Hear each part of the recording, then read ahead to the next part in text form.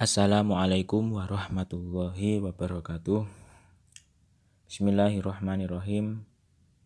Babu taghlidu uqubah man amara bi ma'ruf aw naha an munkar wa khalafa qauluhu fi'lahu.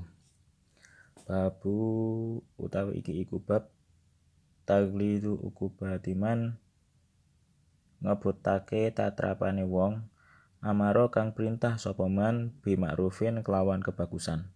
Aunaha utawa nyegah sapa man an mungkarin saking kemungkaran. Wa khalafa lan ulayani apa qaluhu ucapane man fi'lahu ing penggaweane man. Wa Nabi Zaid Usama lan saking Abi Zaid Usama bin Zaid bin Harisah radhiyallahu anhuma kala ngucap sapa Abi Zaid, sami itu mireng sapa ingsun Rasulullah ing Rasulullah sallallahu alaihi wasallam. Yaqulu hale dawuh sapa Rasul. Yukta ditekakake sapa ar-rajul wong lanang yaumal kiamah ing dalem dina kiamat. Fayulqa mongko diuncalake sapa rajul finari ing dalem neraka. Fatan daliku mongko mbrodol apa aktabu batnihi pira-pira usus wetenge rajul. Fayaduru mongko mubeng sapa rajul biha kelawan aktab kama yaduru kaya oleh mubeng-mubeng apa alhimaru himar firoha ing dalem gilingan. Fayajtami'u mongko kumpul ilahi maring rajul sapa ahlun nari ahli neraka penduduk neraka. Fayakuluna mongko ngucap sapa ahlun nar, ya fulan he fulan ma utawi apa iku laka kedue sira. Alam taku ana ta sira iku ta'muru perintah sapa sira bil ma'rufi kelawan kebagusan wa tanhalan ngelarang sapa sira anil mungkari saking kemungkaran. Fayaqulu mongko ngucap sapa rajul, bala iya kodok kuntu teman-teman ana sapa ingsun iku amuru perintah sapa ingsun bil ma'rufi kelawan kebagusan wal atihi lan ora nekani sapa ingsun ing ma'ruf wa anhalan nyegah sapa ingsun anil mungkari saking kemungkaran wa atihi lan ora nekake lan nekani sapa ingsun ing mungkar. Muttafaqun alaih. Qauluhu utawi dawuhe Nabi tandaliku lafaz tandaliku wa hiya qauluh iku bidalil muhmalah kelawan dal muhmalah wa manahu lan utawi artine tandaliku iku tahruju metu wal aktabu lan utawi lafaz aktabu iku al amhau pira-pira usus wahidun utawi mufrade aktab iku kitbun lafaz kitbun. Arti dari hadis ini adalah dari Abu Zaid yaitu Usama bin Zaid bin Harisah radhiyallahu anhuma berkata, saya mendengar Rasulullah sallallahu alaihi wasallam bersabda, akan didatangkan seorang lelaki pada hari kiamat. Kemudian ia dilemparkan ke dalam neraka. Lalu keluarlah isi perutnya, yaitu usus-ususnya. Terus berputarlah orang tadi pada isi perutnya sebagaimana seekor keledai mengelilingi gilingannya. Para ahli neraka berkumpul di sekelilingnya lalu bertanya, mengapa engkau ini wahai fulan? Bukankah engkau dahulu suka memerintahkan kepada kebaikan dan melarang kepada kemungkaran? Orang tersebut menjawab, benar, saya dulu memerintahkan kepada kebaikan, tetapi saya sendiri tidak melakukannya. Dan saya melarang kemungkaran, tetapi saya sendiri malah mengerjakannya. Muttafaqun alaih. Pelajaran yang bisa diambil dari hadis ini adalah 1. Hukuman berat bagi orang yang ucapannya tidak sesuai dengan perbuatannya. Tidak disangsikan lagi bahwa adanya perbedaan antara kata dan realita adalah salah satu hal yang sangat berbahaya. Itulah sebab datangnya murka Allah sebagaimana firman dalam surat As-Saff ayat 2 dan 3. A'udzubillahi minasyaitonirrajim. Bismillahirrahmanirrahim. Ya ayyuhalladzina amanu lima taquluna ma la taf'alun. Kabura maqtan indallahi an taqulu ma la taf'alun. Artinya adalah, wahai orang-orang yang beriman, kenapa kamu mengatakan sesuatu yang tidak kamu kerjakan? Amat besar kebencian di sisi Allah bahwa kamu mengatakan apa-apa yang tidak kamu kerjakan. Allah juga mencela perilaku Bani Israel dengan firman-Nya. Bismillahirrahmanirrahim. Atamuruna nasa bil birri wa tansawna anfusakum wa antum tatluna alkitaba afala taqilun. Artinya, mengapa kamu menyuruh orang lain mengerjakan kebaikan, sedangkan kamu melupakan kewajibanmu sendiri. Padahal kamu membaca Alkitab atau Taurat, maka tidaklah kamu berpikir. Surat Al-Baqarah ayat 44. Berkaitan dengan para penceramah, dai dan mubaligh, bahkan terdapat hadis khusus dari Anas bin Malik. Rasulullah bersabda, saat malam Isra Mi'raj, aku melintasi sekelompok orang yang bibirnya digunting dengan gunting dari api neraka. Siapakah mereka? Tanyaku kepada Jibril. Jibril mengatakan, mereka adalah orang-orang yang dulunya menjadi penceramah ketika di dunia. Mereka sering memerintahkan orang lain melakukan kebaikan, tapi mereka lupa diri mereka sendiri, padahal mereka membaca firman-firman Allah. Tidakkah mereka berpikir? Hadis riwayat Ahmad, Abu Nu'man, dan Abu Ya'la.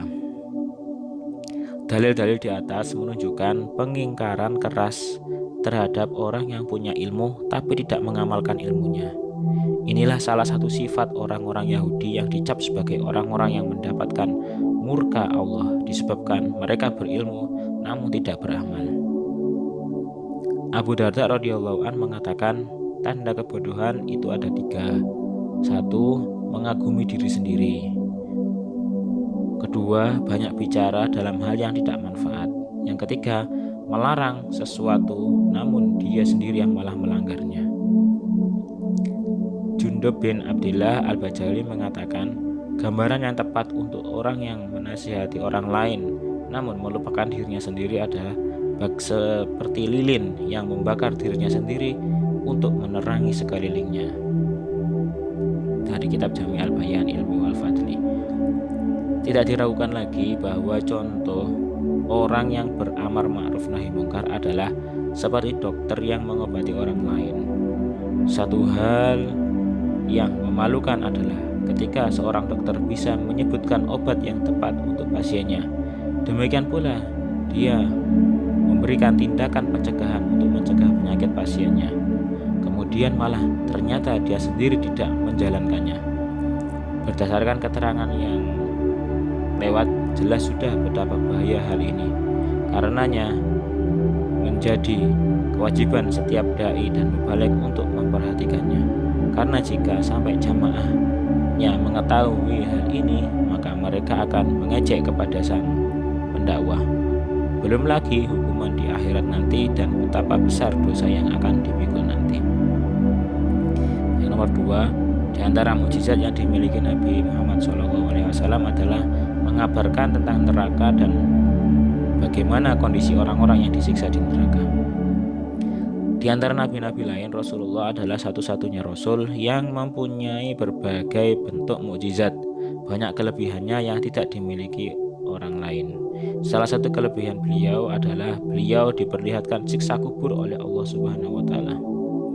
Ibnu Abbas pernah bercerita bahwa ketika itu Rasulullah berjalan bersama dengan para sahabatnya melewati 2 kuburan. Tiba-tiba berkata, jika orang yang berada di dalam kubur tersebut telah disiksa oleh Allah. Para sahabat lalu bertanya, apakah keduanya itu disiksa karena melakukan dosa besar? Rasulullah menjawab, benar. Salah satunya adalah berjalan di muka bumi ini dengan suka mengadu domba, jadi hidupnya suka mengadu domba. Adapun yang satunya lagi adalah tidak pernah menutupi air kencingnya, yakni percikan dari air kencingnya itu seringkali mengenai tubuhnya atau pakaiannya, lalu pakaiannya itu dipakai untuk melaksanakan sholat tanpa mencucinya terlebih dahulu atau mengganti dengan pakaian yang suci. Kemudian Rasulullah SAW mengambil kayu yang masih basah, kemudian dipecahnya menjadi 2.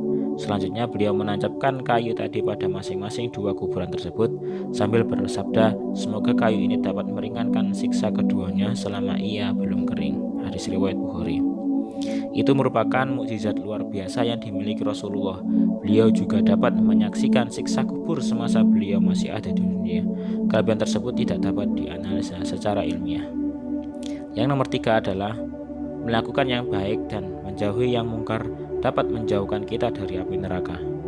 Wahai orang-orang yang beriman, peliharalah atau jagalah dirimu dan keluargamu dari api neraka. Surat At-Tahrim ayat 6. Ayat di atas berisi perintah Allah Ta'ala kepada orang-orang yang beriman untuk melindungi diri dan keluarganya dari api neraka. Ayat ini menjadi pengingat bagi setiap muslim yang beriman, sebab ukuran kesuksesan dan kebahagiaan manusia di akhirat kelak adalah ketika dijauhkan dari neraka dan dimasukkan ke dalam surga. Tiap-tiap yang berjiwa akan merasakan mati, dan sesungguhnya pada hari kiamat sajalah disempurnakan pahalamu. Barang siapa dijauhkan dari neraka dan dimasukkan ke dalam surga, maka sungguh ia telah beruntung.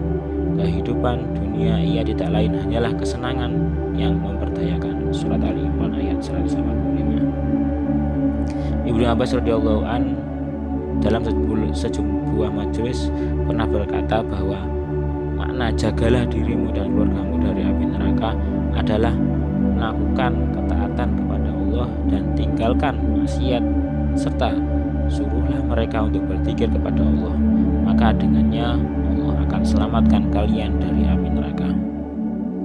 Demikian, semoga bermanfaat. Wassalamualaikum warahmatullahi wabarakatuh.